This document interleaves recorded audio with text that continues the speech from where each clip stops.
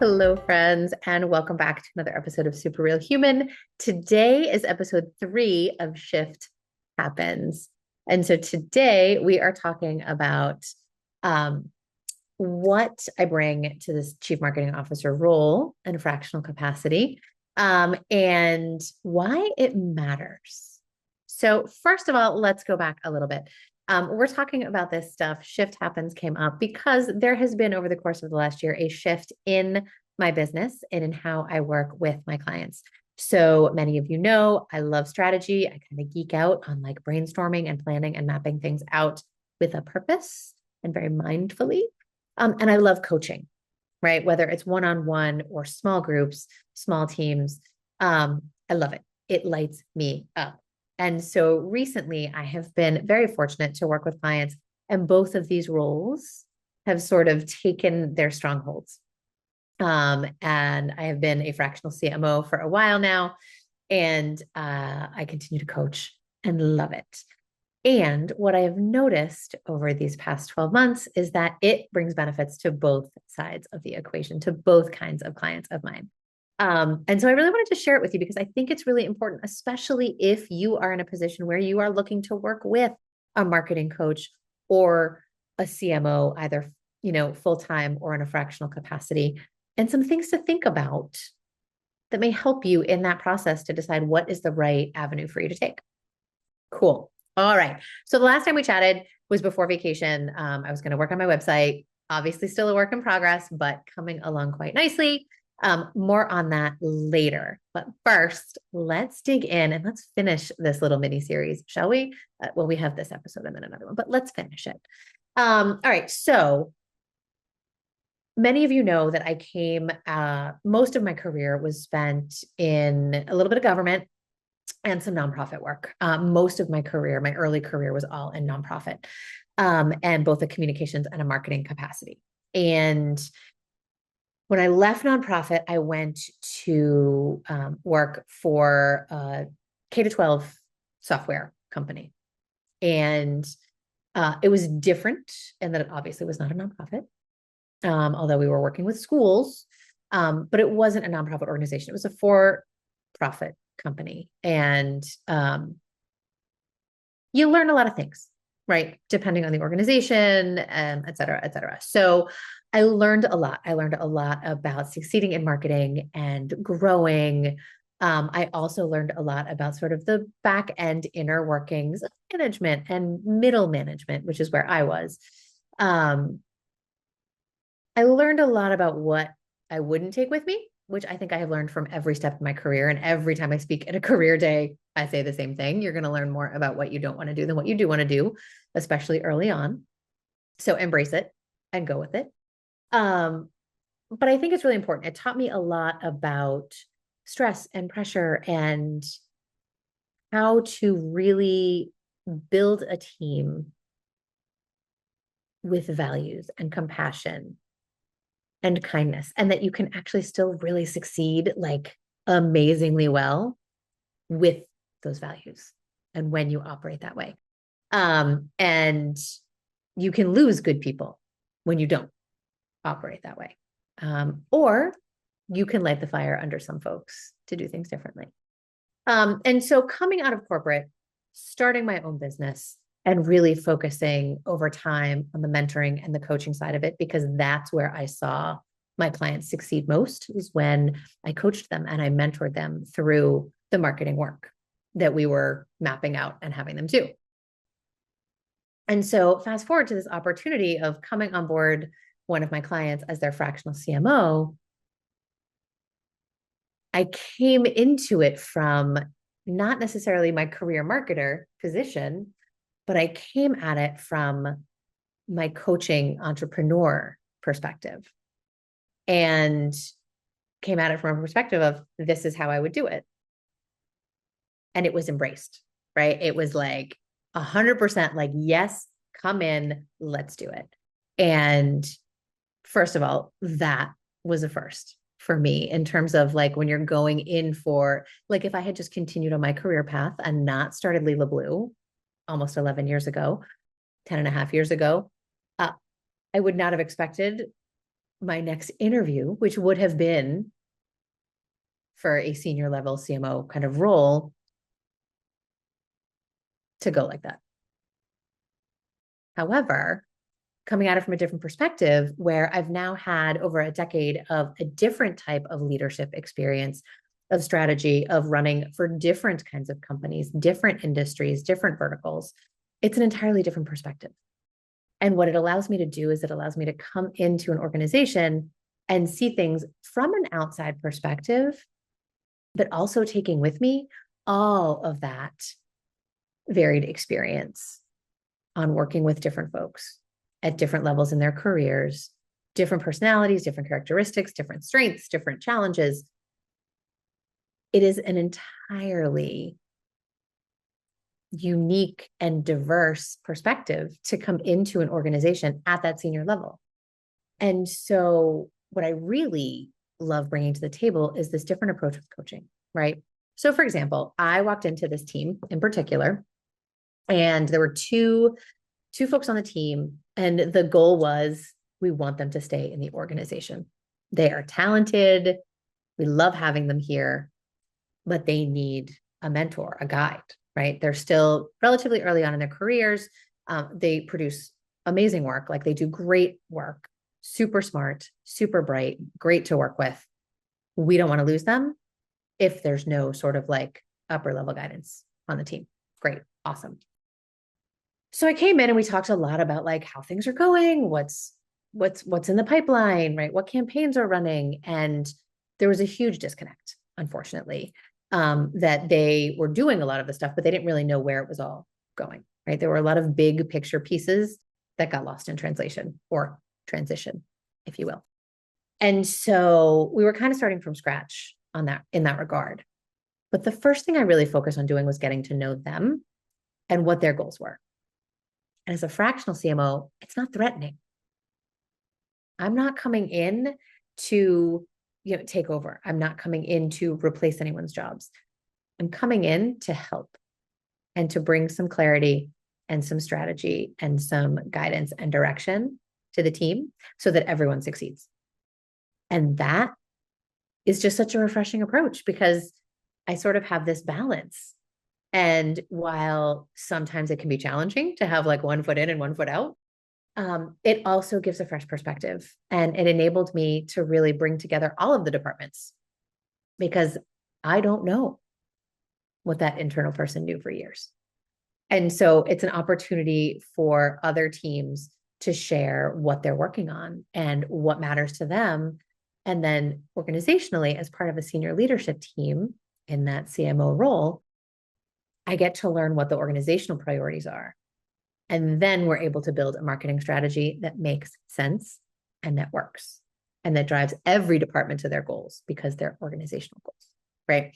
And so part of that is really working with the team and understanding what drives them, what they want, how they want to grow. And let's work on that. Like your role and your career and your upward mobility, your growth, your development, that matters just as much as the goals we have on paper. And that's my approach, right? Is that if you're going to come in and you're going to work with a team, you got to work with a team, right? And you have to determine pretty quickly, like, is this team working? Are the roles right? Are the people in the roles the right fit? And what else do we need? What else is missing? We quickly determined that one of the people on the team had taken on the majority of the CMO tasks just to try and keep things afloat. We also realized that the budget was sort of going unchecked, but nothing was getting spent because requests weren't coming into the right places. So, there's this like dip in spending and then a spike in spending once we sort of figured out like, oh, wait, everything stopped moving. Let's get it going again. But we quickly realized that there was an imbalance in responsibilities. But part of that was that the second person on the team actually had a split role. And so we kind of created this plan for that person to really thrive in their work here in this organization, needed to move to the other department full time. It's what they wanted. It's what was best for the organization, but more importantly, it was best for them and their growth and their sanity and their feeling like they were participating fully and that they were engaged and fulfilled. So that was important. However, if that was going to happen, the team couldn't be left with just one person and a fractional CMO who was there a couple of days a week. Like that wasn't going to work. So we started with some summer intern, fill in the gaps, which was great, good opportunity for the younger team members to learn to manage and for them to grow in that mentor role and to see what it's like on the other side, right? That's great experience to get when the stakes are relatively low in comparison. And then we really lobbied for what another full-time position would do and how would these tasks get distributed in a way that made sense, that gave everybody a path to grow and to do the work that they're really good at and to learn new skills as well. And so that finally has come to fruition. So all of this within a year. The team is fully staffed and now we get to function like a team with a strategy in place. But what's most important to me is that each member of that team feels supported in their particular journey and together as a team. And so we strategize and we brainstorm as a full group. And then we break it down into, okay, who's responsible for what? There are some things that I'm only meeting with one person on because they really don't involve the others, right? Like budgeting doesn't involve everybody, working on certain aspects doesn't involve everybody, but it gives us an opportunity to really work together, but understand that each separate role is so important to the way the whole machine works. And it's awesome. And I love it. And we do it in a way that involves and engages the rest of the organization, right? We're not the team that is going to be asking for you to do everything all the time, right? Like, I can't tell you how often in my career, people will be like, oh, marketing, you guys just go to like conferences and you like hand out free stuff. And like, you ask us to do stuff all the time. So people kind of like poo-pooed marketing in some of the places where I had worked previously. Okay, not cool, first of all. Like we work our tails off and we constantly have to be like on and creative and analytical, right? Like, come on, cut your marketing peeps some slack. However, it's different, right? And I think that creating a relationship with your other departments and your colleagues. And so it is very much we help each other, we support each other sort of thing. Like this is why it's important for us all to participate in this stuff and for us all to understand our branding and our messaging and our language and to know what our social media handles are and where we advertise and what you could be hearing on the radio, right? It's important for everybody to be in the loop and to feel valued because yes, marketing does ask for a lot of help. We have a lot of events and a lot of things going on. And we're here to support you and do it with you. This is all for the greater good. And so just really reframing that relationship and really creating a relationship is really important when I come into an organization to be able to build and strengthen, but do it from a place of partnership and support and kindness.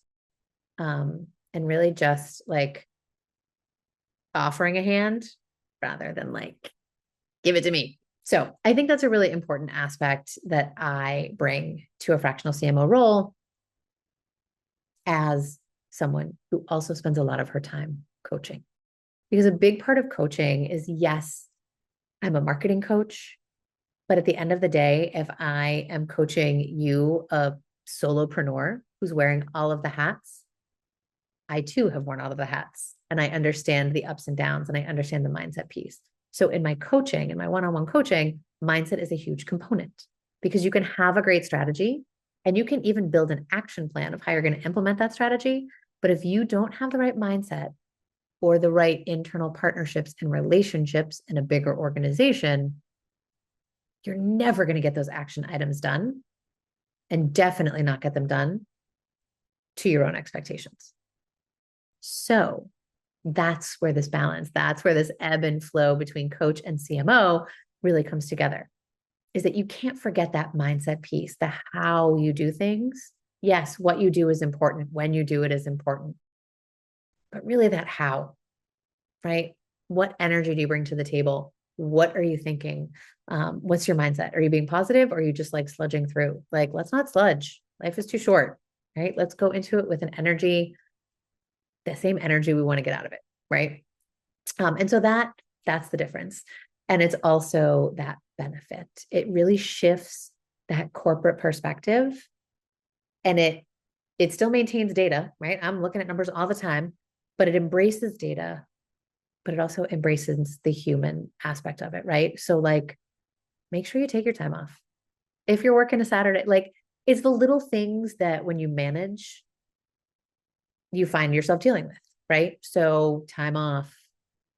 How are your employees doing? Like, are they okay? Are they operating at their highest capacity, right? At their best, right? And if not, what do they need to do that and to feel good about the work that they're doing? Those are all really important things that can get lost. The bigger the organization and the more sort of go, go, go, the more some of those smaller things can be forgotten. And I'm not saying blanket that it always happens, but it can.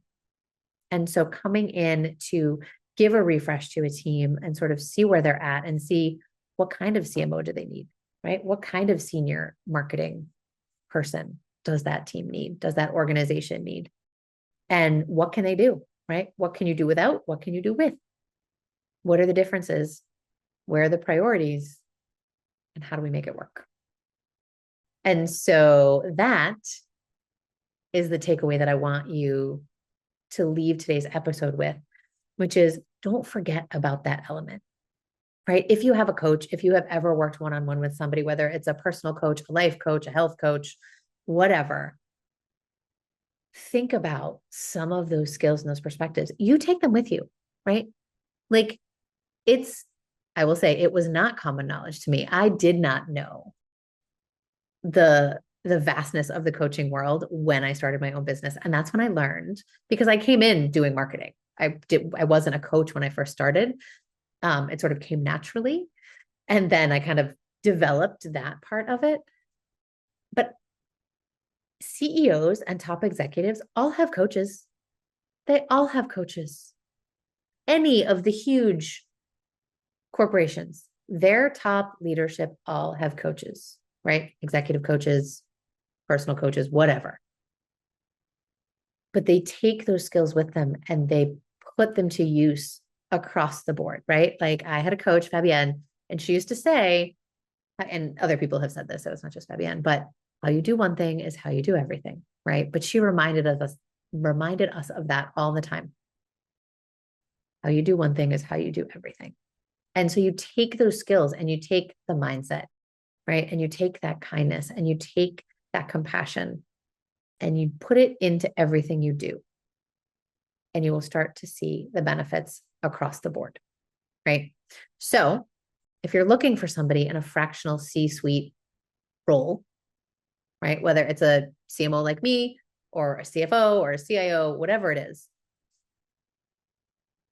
look for the other aspects that they can bring to your organization, right? Some of that out of the box thinking that sometimes we lose sight of when you're in that go, go, go mode, which sometimes happens in bigger companies, right? But look for those things that they can bring to the table that could really shift how things are done and maybe even lift the energy a little bit. All right, friends, thank you so much for joining me for part 3 of Shift Happens. Next time, for part 4, we are going to talk about the reverse. Why and how my work as a CMO has made me an even better coach over the last 12 months for those smaller clients of mine. That I'm excited about because you guys know coaching lights me up. So, I hope you guys have a wonderful rest of your day. If you've missed the first 2 episodes of this mini series, go back and listen to the 2 episodes of Shift Happens and stay tuned for the 4th and final episode coming up soon. All right, guys, you take care. We'll talk to you soon. Mwah.